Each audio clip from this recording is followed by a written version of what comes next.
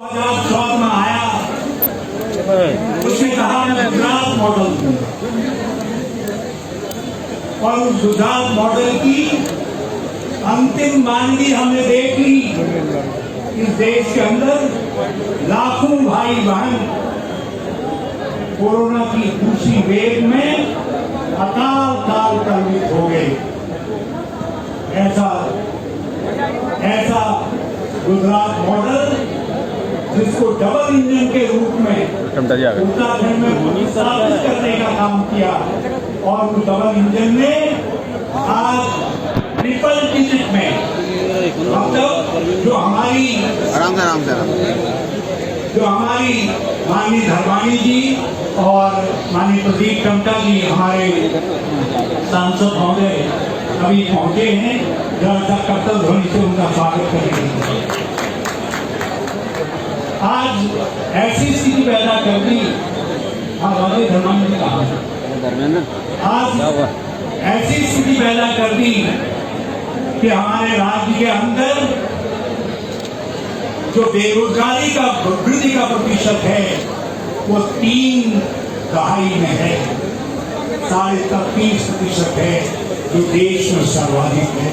ऐसा double engine Gujarat model देने वाले जादूगर ने देश को दिया और हमको देने का काम। और आजकल एक डुगडुगीबाज आ रहा है, दिल्ली में प्रचलन है ये भी है कि शाम को कनॉट प्लेस घूमने चले जाते हैं लोग। कुछ लोग जो दिल्ली में हुक्मरान हैं वो लोग कभी कभी टहलने अब कनॉट प्लेस जाने के बजाय हमारे कभी देहरादून आ जा रहे हैं, कभी चंडीगढ़ चले जा रहे हैं और कह रहे हैं कि हम तुमको दिल्ली मॉडल देने का काम करें। हमारे पत्रकार लोग यहाँ पे हैं, मैं उनसे एक प्रार्थना करना चाहता हूँ। ये कैसा मॉडल है दिल्ली मॉडल? लगभग 7.5 साल, में गलत है, 7.5 साल उनको सत्ता में हो गए। जरा कोई उनसे ये तो पूछ करके देखे कि क्या उन्होंने एक नया मेडिकल कॉलेज दिल्ली में खोला? और हमने 3 साल की सरकार में 2 मेडिकल कॉलेज, एक देहरादून में और एक अल्मोड़ा में खोलने का काम किया और एक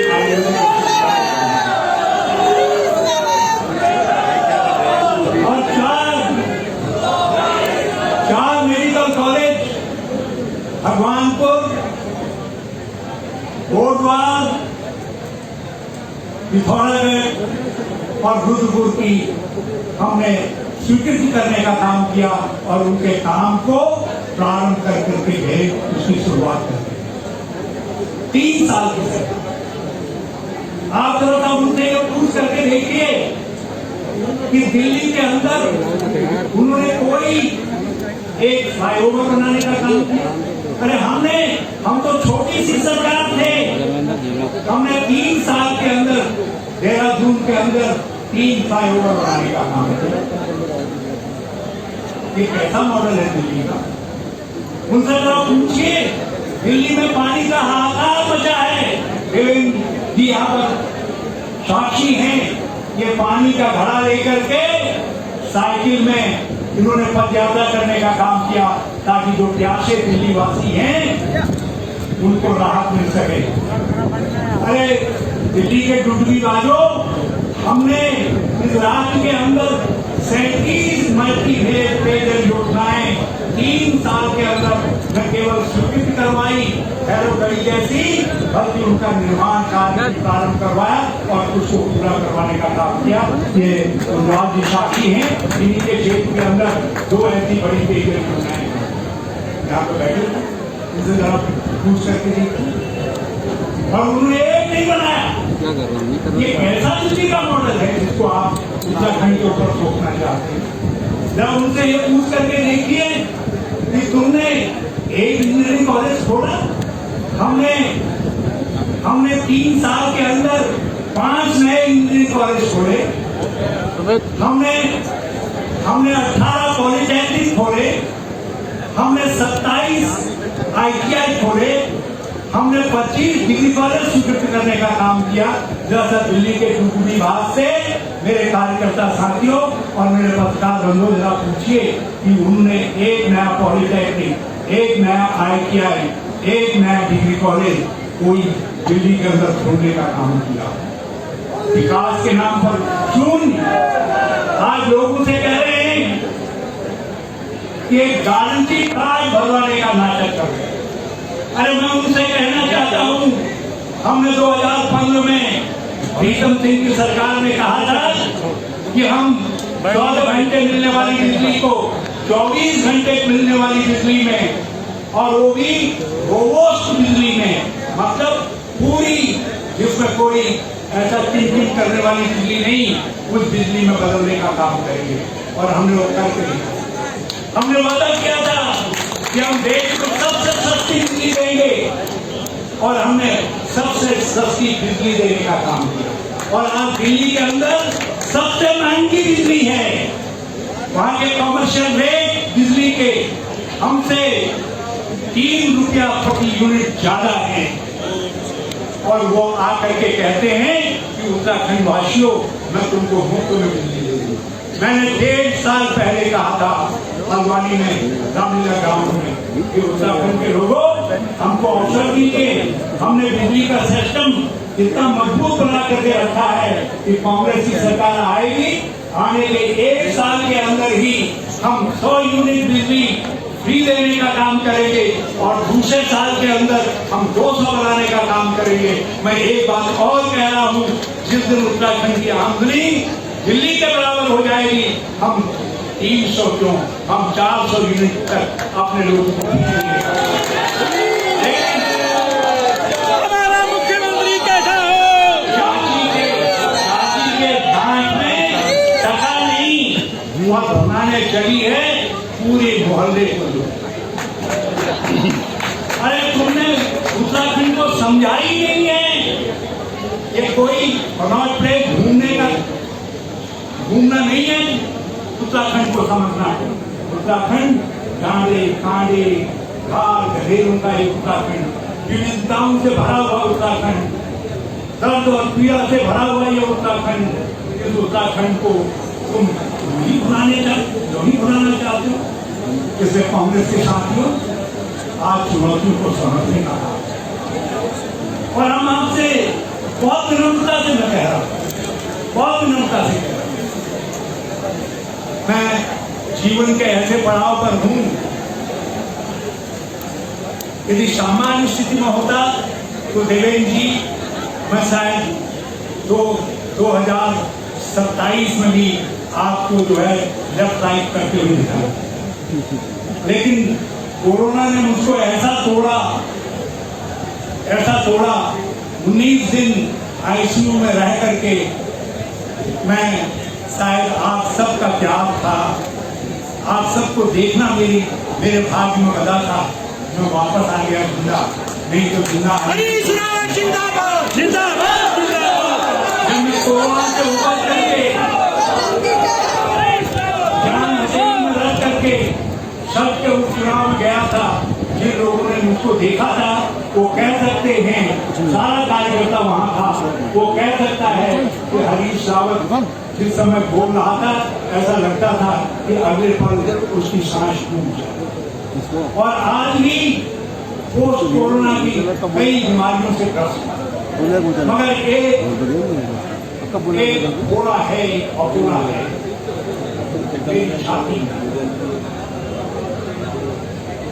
मेरी छाती में आप सबका विश्वास था, लेकिन 70 की विधानसभा में 11 सीटों पर ही कांग्रेस सीमित। मैं मोदी लेख की बात नहीं करता हूं, मैं उत्तर प्रदेश और दूसरे राज्यों से तुलना नहीं करता, मगर उत्तराखंड के अंदर आपके दम पर हम उसको रोक सकेंगे और इतिहास के क्रम को बदल सकेंगे, इसका हमको भरोसा, और इसका भरोसा था। मैं उस भरोसे को खरा नहीं होता, और वो पीड़ा, वो थोड़ा मेरे दिल को शालता। यदि आप 2022 में उत्तराखंड के मेरे भाइयों और बहनों, यदि मैंने मनसा वाचा कर्मणा से कुछ भी कभी भी आपकी सेवा की है, 55 साल मैंने साधु जीवन में बिताए, मेरा जीवन खुली किताब की तरीके से। आज भी मेरे भाई, मेरा परिवार उसी स्थिति में रहता है जिस स्थिति में मैंने जहाँ से अपनी राजनीतिक यात्रा शुरू की थी वहाँ पे। लेकिन मैंने आपकी खुशहाली की, आपकी तरक्की की कामना को कभी पीछे नहीं हटने दिया। और इसीलिए जो टूटा फूटा खड़ा हुआ उत्तराखंड था, खंडित उत्तराखंड था, दैवी आपदा ने जिसको तहस नहस कर दिया था, मैंने उस सारे आपदा के खास 1.5 साल के अंदर मिटा दिए। आपको दूसरी आपदाओं का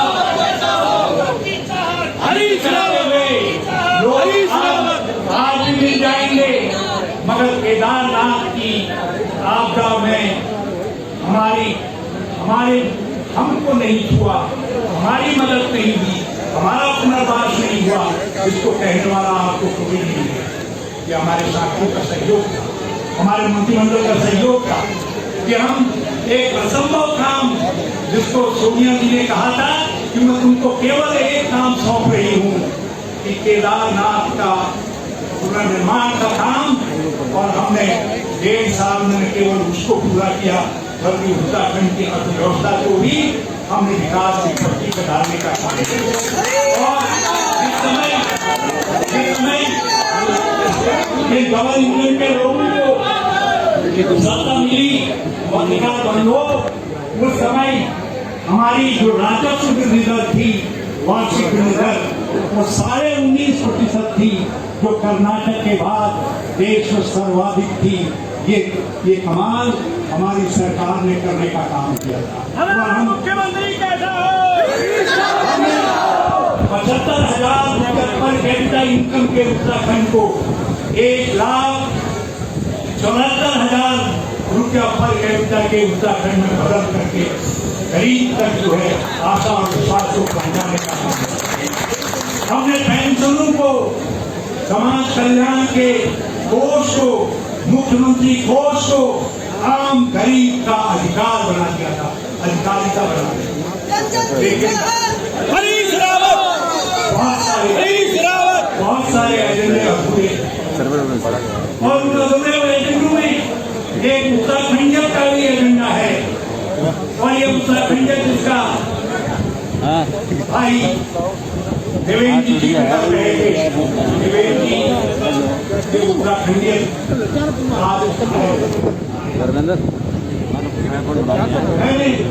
असम में कैमरा लेके आंदोलन हुआ था नॉर्थ ईस्ट का, वो आगा प्रभावी था। मैंने नजदीक से खेत से निकल करके अर्धनग्न आदमी आया और जुलूस में शामिल होकर के कह रहा था, मैं तार नहीं उसको उठी और नीचे हुए जबरू को देख करके मैं बड़े आश्चर्य में था। और जब वो वापस अपने खेत में गया तो उसके पीछे पीछे मैं गया। मैंने उससे कहा, बोले मेरी संस्कृति पर हमला है, मेरी जमीन पर हमला है। आज हमारे किसान अपनी जमीन, अपनी खेती को, अस्मिता को बचाने के लिए इस सरकार के खिलाफ ऐतिहासिक लड़ाई लड़ने का काम कर रहे हैं। मगर उत्तराखंड के अंदर हमारे बुजुर्गों ने हमारी जमीनें यूं ही न बिक जाएं, यूं ही न लूट जाएं। नारायण जैसी की सरकार ने कहा कि यदि 500 गज से ऊपर कोई जमीन खरीदेगा तो हम उस पर रोक लगाएंगे। उसको कानून अनुमति नहीं है। खंडूरी जी आए, उन्होंने उसको घटा करके 250 करने का काम किया। मेरा दिल फट जाता है, दर्द से तरफ उठता हूं। मेरी उसी विधानसभा में एक कानून पास हो गया जो चाहे उत्तराखंड के अंदर जितनी जमीन खरीद ले। तो मनोज को धन्यवाद देना चाहता हूँ, इन्होंने आवाज उठाई, दरवाजे खोल दिए। अडानी अंबानी या दूसरे लोग यदि चाहे हमारे ढोल के ढोल खरीदते, हमारी पट्टियों के पट्टियां खरीदते और अपनी जमीन पर हम पराए हो गए। मैंने कैसे जो हमारी राजधानी हो गई, कांग्रेस सत्ता में आएगी, उस गैरसैन में जमीन को बचाने के लिए हराली शहर और चारों तरफ की जमीन को नोटिफाई करने का काम किया। और ऐसी सरकार आई भाजपा की, उसने उस नोटिफिकेशन को नोटिफाई किया। फिर मेरे उत्तराखंड के भाई और बहनों, आज आपकी जमीनें खतरे में है, आपकी अस्मिता खतरे में है, आपकी संस्कृति खतरे में है। आप अवसर दीजिए हमको, हम एक निर्णायक लड़ाई लड़ करके अपनी सूझबूझ से ऐसा कानून बना करके देंगे, ऐसा भू कानून बना करके देंगे, जो भू कानून आने वाले समय के अंदर उत्तराखंड की पूरी परिस्थितियों को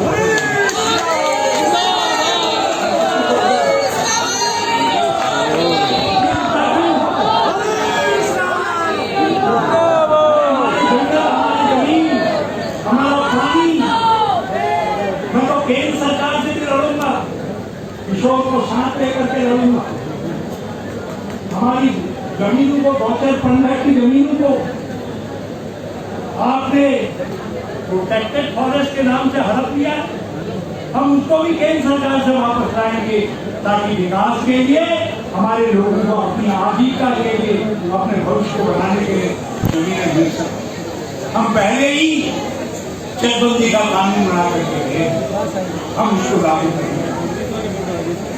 अरे उत्तराखंड के अंदर यदि हम अपनी अस्मिता को नहीं बचाएंगे, संस्कृति को नहीं बचाएंगे, अपने नौजवान के जीवन को बचाने का काम नहीं करेंगे, तो फिर हरीश रावत, तुम कोरोना से एक मर गए होते तो वो दिन ज्यादा बेहतर होता। उत्तराखंड का भू कानून दो। आज मैं नौजवानों को नौकरी के लिए तड़पता हुआ देखता, कोई पोस्ट डालो, सैकड़ों नौजवान उसको टूट पड़ते हैं। खराब पोस्ट, खराब इंटरव्यू क्यों नहीं हुआ, खराब का परीक्षा फल क्यों नहीं, खराब में आपने इम्तिहान दिया था, पोस्ट कट क्यों कर दी गई। हमारी सरकार ने 3 साल के अंदर हम पर प्रहार हुए, लेकिन हमने नौजवान को लक्ष्य में रखा और 32,000 नौजवानों को सरकारी नौकरियों के साथ जोड़ने का, और 18,000 के लिए हमने अध्यादेश जारी करने का काम, नोटिस जारी करने का काम किया, प्रक्रिया प्रारंभ कर दी। हमारे बाद आने वालों ने, कभी कोई कहता हमें 7.5 लाख, जब हमने 7.5 लाख को छोड़िए, 7,500 दिखा दीजिए, हाथ खड़े हुए। अब दूसरे मुख्यमंत्री आए, पहले चले गए, जब दूसरे आए उन्होंने कहा हमने 24,000 को नौकरी दे दी है, वो भी चले गए। अब तीसरे आए हैं, उन्होंने घटा करके 22,000 कर दिया। और मैं तो कह रहा हूँ 22,000 छोड़िए, नजर रखेंगे कि 2,200 नौकरियां दे रहे उत्तराखंड के अंदर।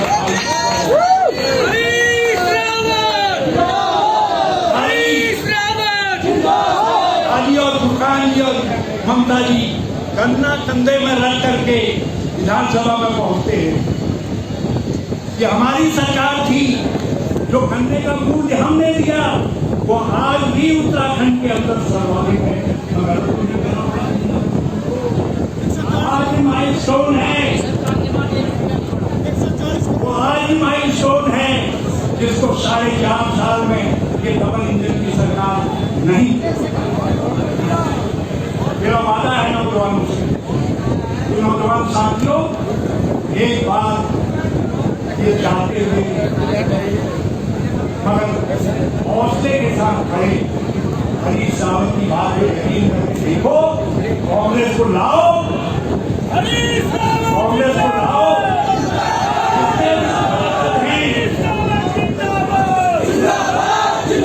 जिनकी संख्या 29,000 से ज्यादा है, उनको हम 1-1.25 साल के अंदर भर दें। और हर साल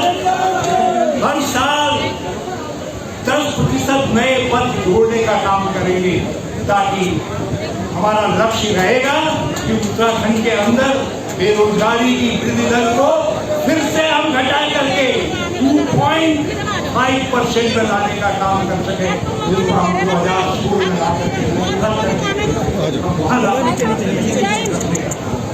लेकिन उसके लिए हम नौजवानों का साथ चाहिए, न इधर न उधर, केवल इधर की तरफ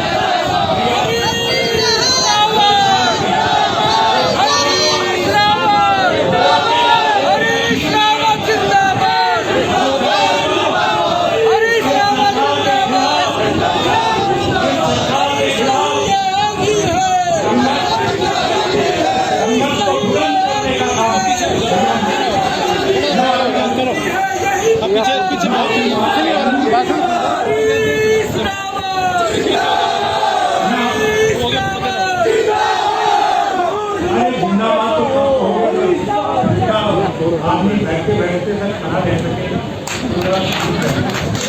तो मेरी जितने संघर्षशील लोग हैं, जो जगह जगह मोर्चे लगा करके बैठे हुए हैं, जो आवाज बुलंद कर रहे हैं, यदि उन तक मेरी आवाज पहुंच रही हो, आप उनकी पहली सरकार को रास्ता नहीं सुना सकते, अपनी पीड़ा नहीं सुना सकते। और हम इस सारे संघर्षीय विषयों का समाधान निकालने के लिए 6 महीने के अंदर ऐसा मैकेनिज्म खड़ा करेंगे, जिस मैकेनिज्म में आप सबकी भागीदारी से आपकी समस्याओं के समाधान का रास्ता निकल सके, उसकी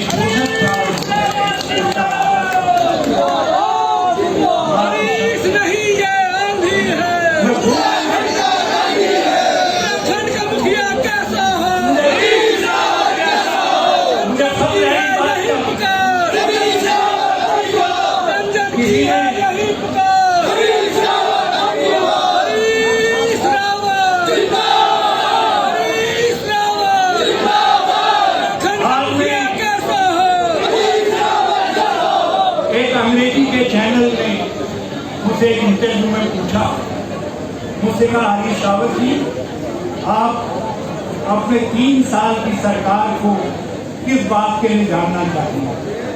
मैंने कहा, मेरी सरकार का दिल गरीब के लिए धड़कता था। जितना हमारे पास संसाधन जुटते थे, हम उसको गरीब के साथ बांटने का काम करते थे। और उन गरीबों में हम सबसे आगे महिला शक्ति को रखने का काम करें।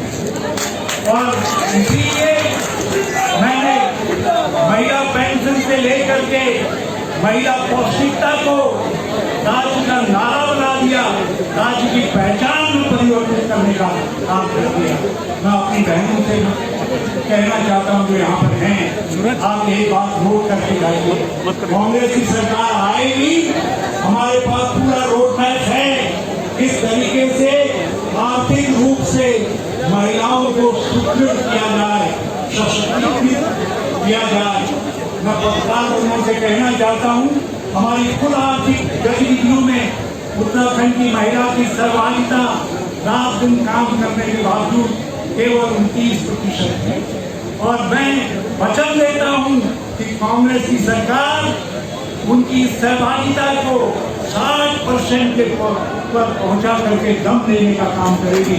और उसके लिए हम एक विस्तृत कार्यक्रम बना करके महिला कल्याण की योजनाओं को आगे बढ़ाने का काम करेंगे।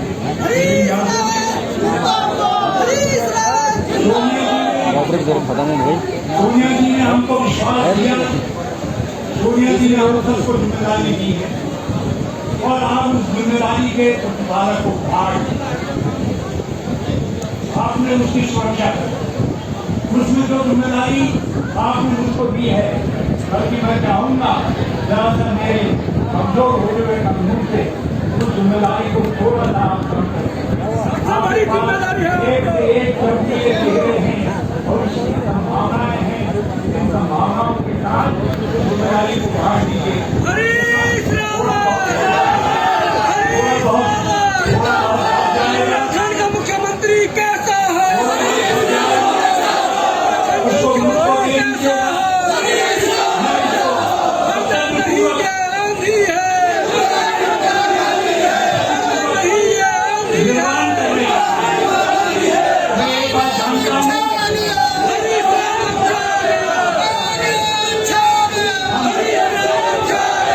हम तीन लोग इस घर के बूढ़े, तीन, एक मैं, दूसरे हीरा सिंह जी, हीरा भाई हैं, पूरा कहने में कोई माफी ना हो, और तीसरे जो है सूरबीर सिंह शर्मा।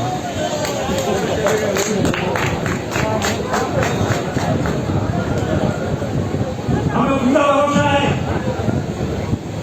कि हम बूढ़े लोगों के पानी से जो बात निकल रहा है, हमारे ये सब चमकीले चेहरे जिसमें गणेश गोटियाल जी, प्रीतम सिंह जी, काजी निजामुद्दीन जी, हमारे करण सिंह मेहरा जी और लोग सम्मिलित हैं, ये सब लोग उसको पूरा करने का काम है और ये पूरा हो और उसके लिए रोज जो है दूरबीन लेकर के पीछे पीछे किशोर उपाध्याय जी खड़े रहेंगे। हम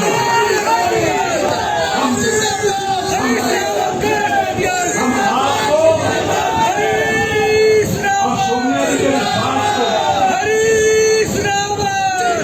उत्तराखंड का नेता कैसा है? उत्तराखंड का मुख्यमंत्री कैसा है? यही गौरव है।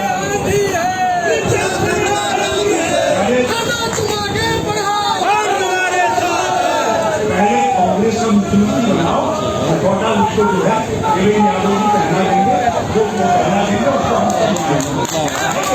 पहले वो काम तो कर दो। ये गड़बड़ होती है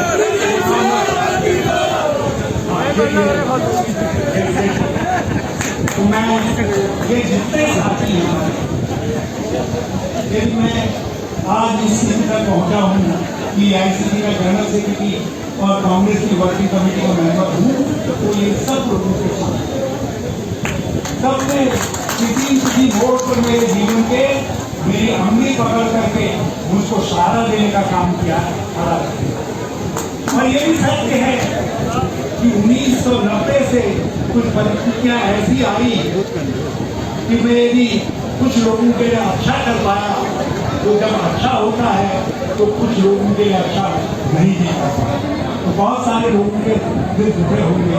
तो मैं उन सबसे समझ आते हुए कहना चाहता हूं कि आज ऐतिहासिक समय हम ना और पंजाब में कंपटीशन, 2 राज्यों में चुनाव होने हैं। इन 2 राज्यों में यदि कांग्रेस जीतती है तो 2024 के लिए इतिहास बदलता है। आपने हरीश रावत आप ही लोग थे, आपके किसी के बड़े भाई होंगे, किसी के छोटे भाई, किसी के चचा, किसी के ताऊ और कोई स्वयं रहेंगे, जिन्होंने 2000 में मेरे साथ मिल करके 3000 किलोमीटर पद यात्रा करके एक असंभव काम को एक सदस्यता विधानसभा में आपने बहुमत की सरकार बनाने का काम किया और आपको एक तमगा मिला। आपसे कहा, सबने कहा कि कांग्रेस का जीत का इतिहास का क्रम उत्तराखंड में प्रारंभ करने का काम। आज फिर उसी मोड़ पर आ गए हो। आज फिर इतिहास उसी मोड़ पर आकर के हमको खड़ा कर दिया है। हमको 2002 को फिर से दोहराना है और शानदार तरीके से दोहराना है और बेहतर तरीके से दोहराना है। क्या आप दोहराने के लिए तैयार हैं? हाथ खड़े करके बताइए सब लोग को। क्या देवेंद्र मोदी जी